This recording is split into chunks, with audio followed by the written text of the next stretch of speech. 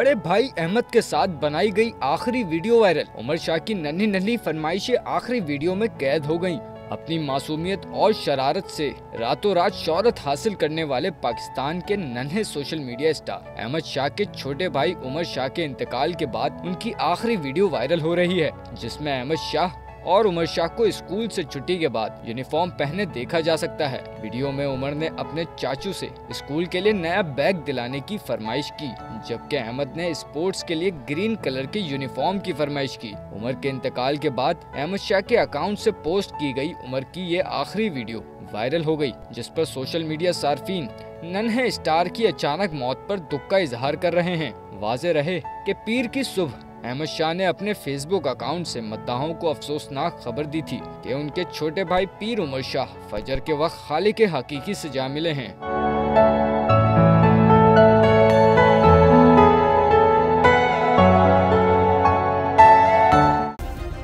Subscribe करें और bell दबाएं ताकि कोई खबर रह न जाए।